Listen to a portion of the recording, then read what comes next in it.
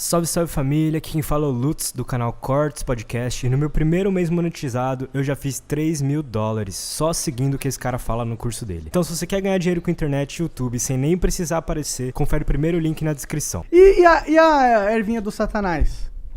Opa. Agora é com o Julião. Opa. Ela ajuda a você ser um maromba de sucesso ou atrapalha? Qual que é o real? Tudo depende de como que você usa, né, cara? Essa é uma questão muito particular das pessoas. E tem muita gente que faz um mau uso, né? Então, entre remédio e veneno, o que diferencia é a quantidade. Total.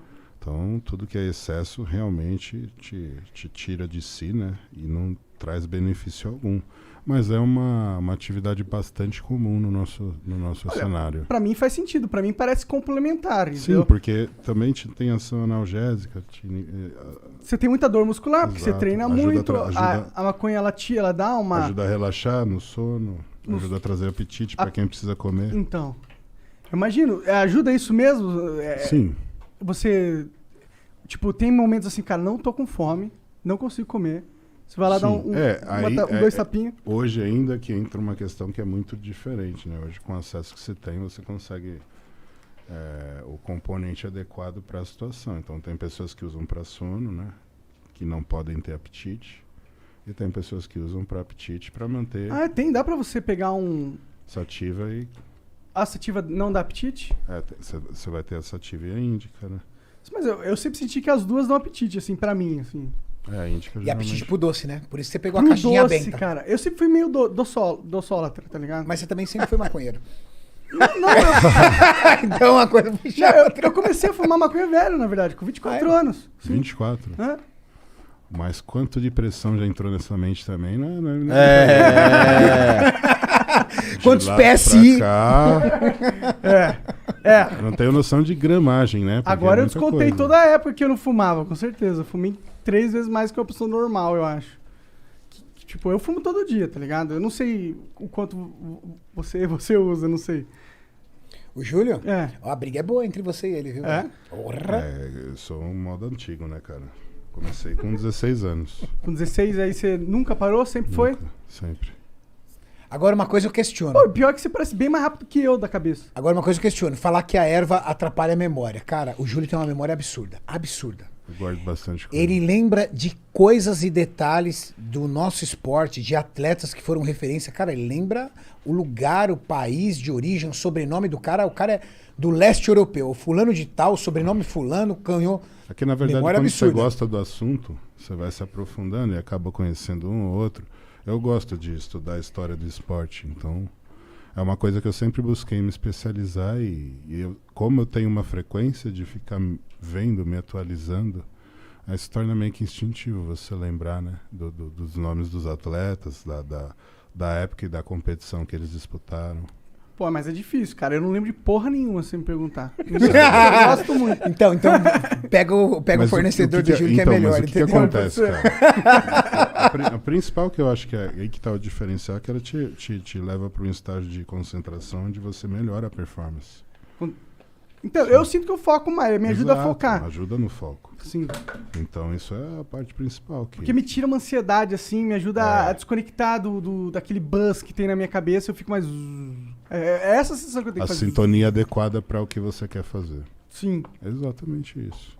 Então, assim, quando você consegue chegar nesse estágio, ter autocontrole, continuar suas atividades, não deixar de trabalhar, não atrapalhar a vida de ninguém, tudo certo. Sendo saudável. Exato. Cada um... Até porque o que acontece? O nosso meio, né? Ele também é um meio que é muito marginalizado com relação ao uso de substâncias, né? Então o fisiculturismo sempre foi o bandido dessa história. Apesar de não sermos a categoria que tem o uso mais frequente de substâncias dopantes. E isso não são só relacionados a esteroides. Então você tem esteroides, analgésicos, inibidores. Diuréticos, né? Diuréticos, são várias categorias que estão inclusas dentro do doping que te caracterizam uma suspensão de até 2 anos ou mais dentro da modalidade que tem controle. Entendi. A nossa modalidade no profissional não existe controle, assim como na NBA é também lá Da cannabis. Exato, a cannabis lá, ela Ela é realmente... total... Por que não não é algo que realmente vai fazer um efeito que você vai sair além dos outros atletas num nível absurdo Não, muscular. e chegou numa situação que, sendo bem sincero, se eles fizessem o doping, não iria ter jogo. A maioria dos atletas... A maioria deles é usuário. Então, eles não tinham outra opção a não ser legalizar, porque os estados lá também têm essa visão. Estão legalizando agora. Exato. Lá, né? Assim. Então, a lei lá permite. Se a lei permite, por que não o esporte vai permitir também? Faz todo sentido. Entendeu? Então, é uma questão de crescimento. Eu acredito que aqui a gente não tem essa condição hoje. Infelizmente, a gente não tem esse preparo. Aqui é um país onde precisa ainda... Tem muitas leis que tem que passar. Exato, E a sociedade tem que se nesse conscientizar e tal. É uma merda, né? Nesse Exato. sentido. É. Como sempre, eu acho que a gente tá meio atrasado aí nessas questões em relação ao mundo, né? Bom, mas é legal, é legal saber que, tipo... né? Inclusive, eu fico pensando se existe um contraponto que o exercício faz aos malefícios da cannabis. Porque ela existe, né? Os malefícios da cannabis, eles são presentes. Existem os colaterais. Como Com qualquer certeza. substância. Ele te deixa um pouco mais letárgico, Sim. ele deixa você um pouco mais lento nas suas reações e tudo mais. Eu fico imaginando se o esporte, se o exercício físico não ajuda a mitigar essas coisas. Porque, por exemplo, a diferença de... Então, mas aí que tá. Se você tem uma pessoa com crise de ansiedade, essa pessoa é a pessoa indicada para fazer esse uso. Sim. Entendeu? Então é tratado como medicamento dessa forma. Uhum. E é esse o problema. Aqui não existe essa forma ainda.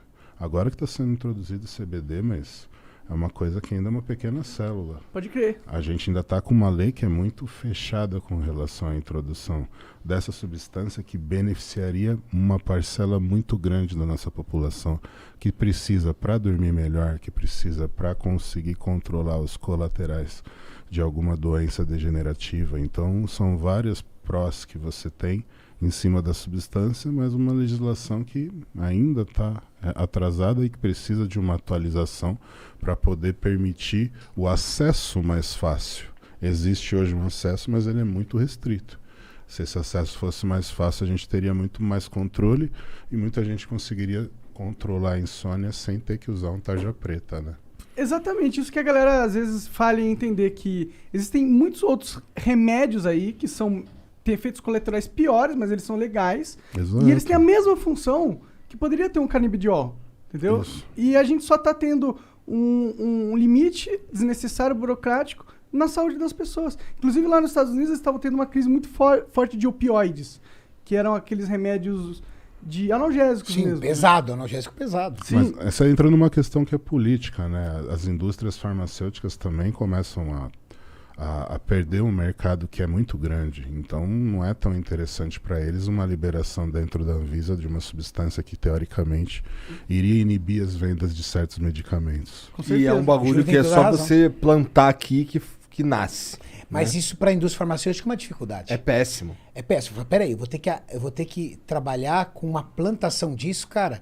Através de síntese orgânica, eu consigo fazer esse princípio ativo num reator. Verdade? Não dependo de um elemento natural. Fala assim, não, deixa isso para lá. A indústria farmacêutica, ela faz o que ela quiser. Por exemplo, é muito mais fácil você produzir um coquetel antirretroviral ou você descobrir, estudar e investir para uma vacina da cura da AIDS? Que vai te trazer mais lucro. Cara, O se que vai te você... trazer mais lucro é o tratamento Não, perene. É o AZT. que vai te manter vivo e que vai te manter por um longo período. Esse tratamento é um tratamento caro. Muitas pessoas não sabem porque quem tem problema, quem é soro positivo, ele geralmente recorre ao governo. E o governo subsidia esse tratamento, mas é um tratamento muito caro. E o Brasil é o único no mundo que tem esse tratamento gratuito. Pô, da hora demais isso, né? É um tratamento muito caro. E é um tratamento pro resto da vida. Ou seja, é a garantia da venda daquele medicamento pro resto da vida. O indivíduo tem 30 anos, ele vai viver até os 75, 80, ótimo. Então você vai ser meu cliente por 40 anos. Aí imagina um cliente como o Brasil. Quanto que não consome desse medicamento? Na verdade, então o governo tá dando uma grana fodida todos os meses, A indústria anos. farmacêutica domina o mundo, acho que mais que a indústria bélica, Renato. Cara, olha, a indústria farmacêutica, pelo volume de consumo, eu também acho, mais do que a indústria automotiva. É que você tem que, se for comparar as diferenças das indústrias, né? O poder da indústria bélica é diferenciado no sentido que ele mexe com territórios. Poder, mas e o faturamento? É, Imagina a as gente tá falando de indústrias. números. Imagina Sim, as sim. indústrias que descobriram, que desenvolveram a vacina do Covid. Hoje em dia elas Hoje têm- Elas não são dão as mais conta, caras tipo, do não dão mundo. conta. Sim. Imagina Com certeza. vacinar o planeta inteiro, ou seja, tem 2, 3, 4, 5 empresas, por exemplo, produzindo. Cara, É uma demanda global, universal. o planeta vai usar meu produto. Acabou aí, a empresa estourou aí. Acabou. Acabou. Você tem o mundo inteiro que vai ser obrigado a consumir com você. Sim, você não tem saída. É. E é muito poder para elas, né? Agora eles estão querendo quebrar as patentes, né? É Das necessário. vacinas. É necessário. Eu também acho que quebrar vacina não faz sentido numa Uma crise pandemia, humanitária né, global, patente. Porra, patente faz sentido no jogo capitalismo, mas aqui a gente não tá no jogo capitalismo, tá no jogo de sobrevivência da humanidade. O mundo né? parou. Porra. É uma guerra, né? É uma guerra.